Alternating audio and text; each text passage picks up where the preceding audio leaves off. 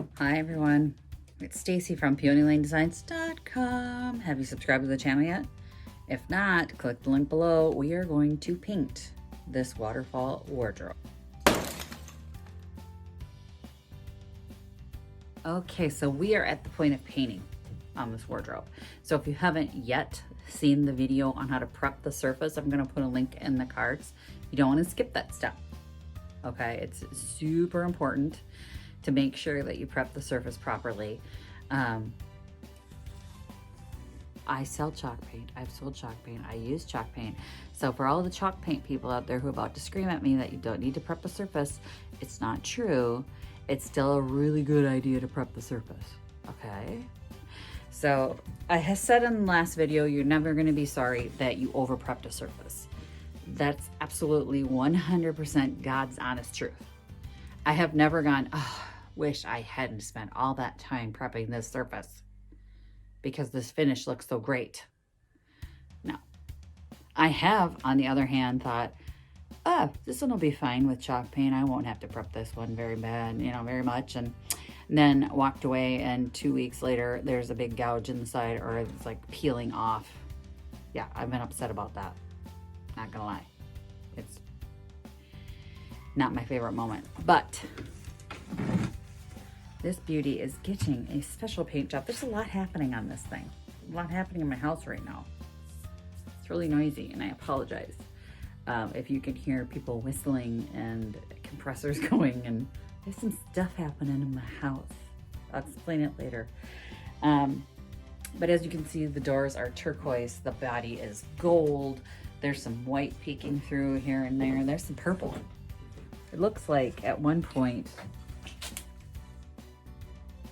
she wanted to see what like a purple glaze would be on this thing. So there's some purple hanging out on here. Wow, there's a lot. So we're going to paint this piece, and the person before me and the person before her did not paint the insides of the doors. I'm going to paint the insides of the door, which is raw wood right now, because it's a wardrobe. The doors are, you pull it open. So what do you see behind the doors? Like icky, nasty, unfinished. Ugh. I mean, inside is beautiful. It's a great. Is this cedar? I don't smell cedar, but hang on. 1 second.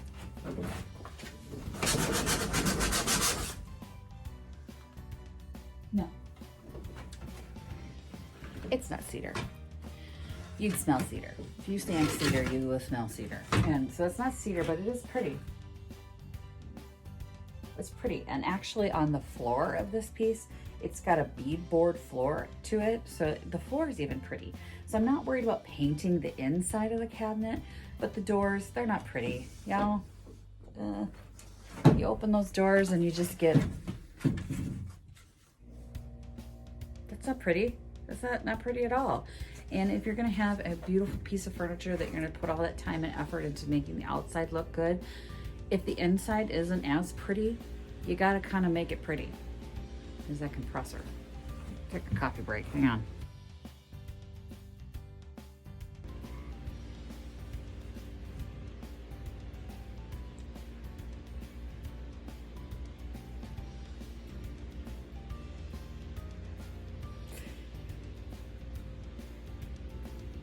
Okay, I don't think that's gonna stop anytime soon.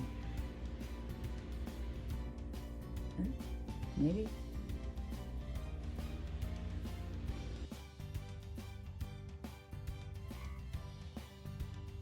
Okay, I don't think it's gonna stop. Anyway. Good Lord. Anyway, well, I swear they're just waiting for me to talk.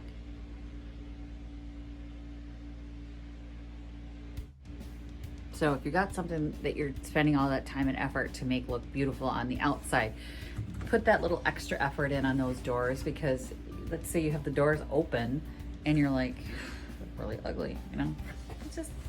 It doesn't take that much.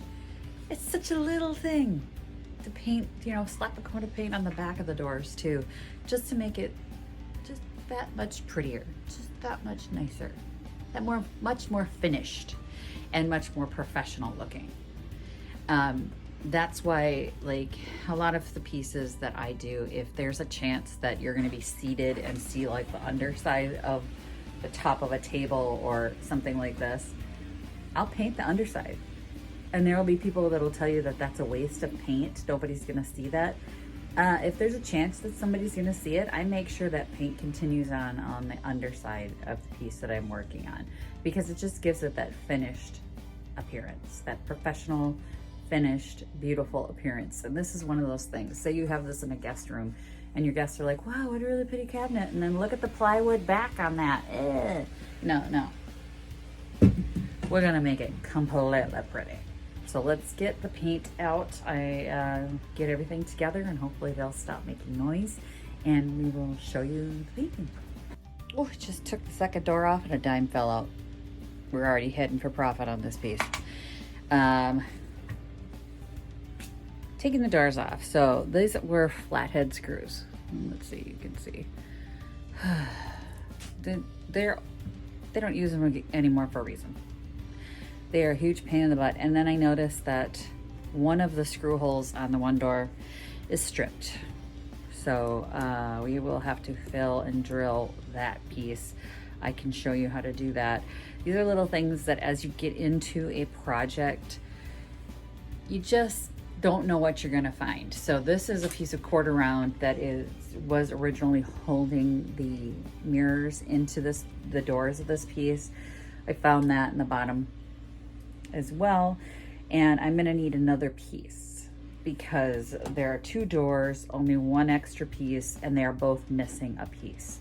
So I'm going to have to bring this into the hardware store and get a piece of quarter round to make sure I get the right size for that piece. So I'll take that with me. And your hardware store, if you go to a local hardware store, not a big chain, even a big chain sometimes, but it's hard to find people, they should be able to help you locate that and find the right size. So don't sweat that. If you're a very beginner and you're like, oh no, what do I do? I don't wanna, I don't know what I'm doing. Let them help you. They might kind of be about it, but they'll help you. Not that that's happened to me recently. Just saying, that was unnecessary. Okay, so I am gonna go to the hardware store, get a piece of quarter round, and I'm gonna go to the hardware store and replace these with Phillips heads, which are the cross hatch screws that are easier to put in and take out, because this is constantly sliding and slipping in and out, and I can't even tell you the number of times I have gouged my hands trying to remove or tighten a flathead screw. So I hate them. I am going to replace every single one of them that I can find. I mean, they're perfectly viable, they're not stripped, but I just don't like them. So I'm gonna take one of these to make sure I get the right length, and I'm gonna take the quarter round to the hardware store and make sure I get the right size on that. So that's where we're at. I was poking around in there and this fell out. It's the other piece of quarter round I needed. So they did put all the pieces in. Yay, the doors will get finished fairly quickly then, because I'm pretty sure I have Phillips head screws to replace those suckers. I don't have to go to the hardware store at all. Ooh. Love not having to go. I love when I have all the stuff I need, because then I could just work. Okay, before we get started, one of the things that people kind of get tripped up on is roller or brush. Doesn't matter. Does the same job. When it's a big, large, flat surface like the side of this wardrobe and the top of this wardrobe, I prefer roller. So it's personal preference. It's faster, and I'm in it for the money. I gotta turn it around quickly. So which roller do you use? I have 3 different variations here. So I've got a sponge roller. This gives you an uber, like, smooth finish. This is a medium nap, also good for a smooth finish, but some texture. So like this has some texture in it. This will get into those textured pieces. Now this woolly nap one, like really thick one, is for highly textured surfaces. I barely ever use this. This came with my kit. It's, as you can see, still as beautiful as the day I got it in the kit, because this is my roller cage. This is your roller cage. That's what it's called. And I use these two exclusively. So the medium nap and the sponge roller exclusively. Mostly the sponge roller, but for this lovely, lovely piece, we are gonna go with the medium nap roller. I have so much paint on my roller cage that it's hard to put them on. But it's on, and she rolls just fine. Now I have a wall of brushes back there, and there are times when I want to see the brush marks and the texture and have it look more hand finished, but on this beast, I just want it done. I just want to get this thing rolled out and looking pretty. And to do that, I've got milk paint. So I did the test on the Rust-Oleum milk paint to see how actually similar it is to, like, say Miss Mustard Seeds milk paint. It's not very similar. I mean, it's still a latex paint. I'm going to use this in Highland Blue, which is kind of a robin's egg blue, and I'm going to go right over the gold with it, and I'm going to roll it. I'm probably going to do, I estimate, 3 coats, but we will see. Maybe it's got better coverage than I'm suspecting. Maybe it'll surprise me. Let's find out. Got my Happy Junkin shirt on. If you haven't got your Happy Junkin shirt yet, click the link below and pick it up and get one for your Junkin buddy too. This is a really cool Junkin buddy one. This is my mother-in-law, my daughter, and I out Junkin this past summer, and we all had our shirts.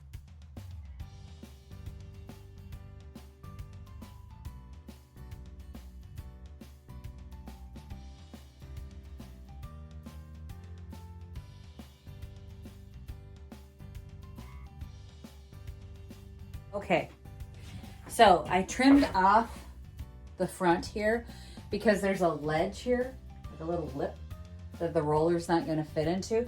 There's also one on the bottom where there's like a faux drawer on the bottom, and I just went in with a brush,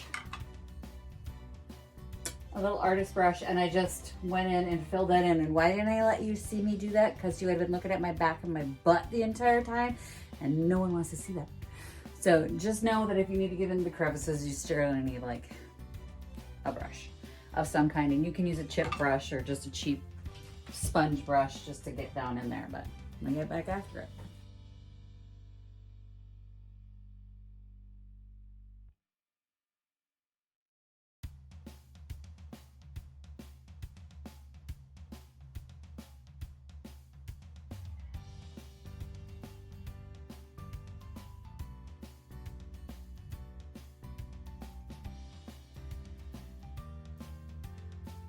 Okay, I just finished the second coat, and as I suspected, I'm gonna need a third coat. It's getting dark, so it's kind of spotty and hard to see. And I got bright light, so I'm gonna keep going, but let me see if I can get you close enough. And it might be hard to see, but you can see like right in here where you get a little bit of the dark streak of the gold still coming through. So I'm gonna have to give it one more coat, but it's looking pretty good. I mean, honestly, it covered that weird gold better than I thought. The metallic gold, a little streaky in places, but that's okay. That's why I'm gonna do the third coat. So at least you can see what I'm dealing with here.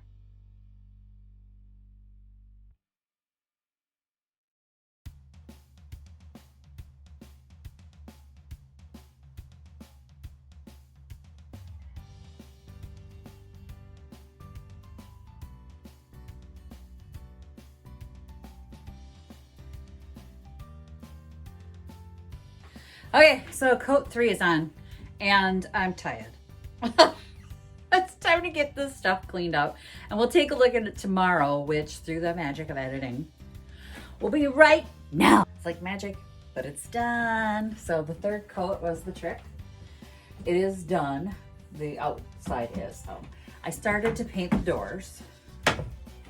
Don't have the inside painted, but I've started to paint the doors. So it's covering that turquoise color just fine. I'm really excited about that. I'm gonna get these finished up, but I'm gonna do that in a different video. So I have a plan to replace the mirrors on the door. So they took, originally these would have had like a beveled mirror in them. and they've taken them out, obviously. I don't know why. Maybe they were broken, but I got a plan to replace them. So that's in another video. So if you haven't yet subscribed to my channel, click the link below and click the bell icon to be notified so you don't miss it. But that's coming up. We're gonna finish off this project, but the body looks great. Let me give you a few close-up views. So it's like basically a giant white canvas. The paint covered beautifully. Honestly, that gold, I wasn't sure was gonna cover that nicely, and it did really good. So this Rust-Oleum milk paint covered perfectly. It has a very matte finish. You can kind of hear it. And when I did the sample paint, it adhered really well. So I'm gonna let that cure up. And I'm gonna get those doors done, so don't forget to subscribe to the channel. Thanks for watching, everyone. Happy Junkin. Bye. Visit my blog, peonylanedesigns.com, for more tips, tricks, and inspiration. Thanks for watching, everyone. If you like this video, please give it a big thumbs up. Don't forget to subscribe and click the bell icon so you'll be notified of new videos.